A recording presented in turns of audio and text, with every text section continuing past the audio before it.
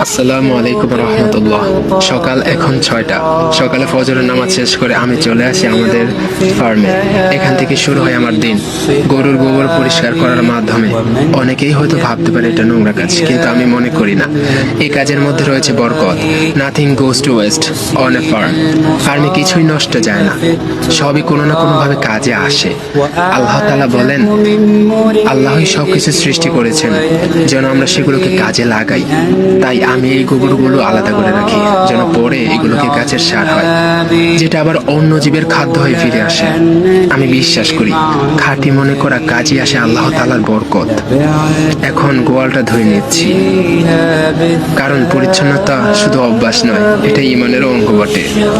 আমি যখন এভাবে কাজ করি, মনে মনে আল্লাহ তাআলার কাছে দোয়া প্রার্থনা করি।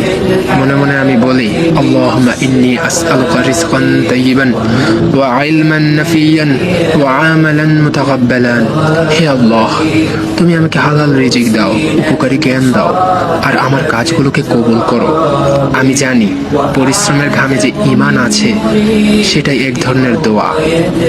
হযরত দাউদ আলাইহিস সালাম, হযরত ইব্রাহিম আলাইহিস সালাম, এমনকি হযরত ইসমাঈল আলাইহিস সালাম পর্যন্ত গবাদি পশু পালন করতেন। তাই অবশ্যই কাজটা বরকতময়। এখন ছাগলের ঘরে এলাম। প্রথমে উঠানটা ঝাড়ু দিয়ে পরিষ্কার করি। ছাগলের বিষটা এক জায়গায় জমাই। এটাও পরে সার হিসেবে কাজে লাগবে। জীবনকে টিকিয়ে রাখা, প্রকৃতিকে বাঁচিয়ে রাখা, এটাও এক ধরনের ইবাদত।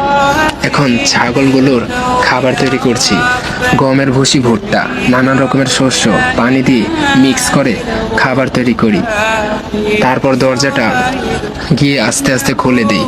তারা দৌড়ে দৌড়ে বের হয়ে আসে। নবী মুহাম্মদ সাল্লাল্লাহু আলাইহি ওয়াসাল্লাম নিজেও প্রাণীদের প্রতি দয়া করতেন। তিনি নিজ হাতে ছাগলের দুধ দহন করতেন।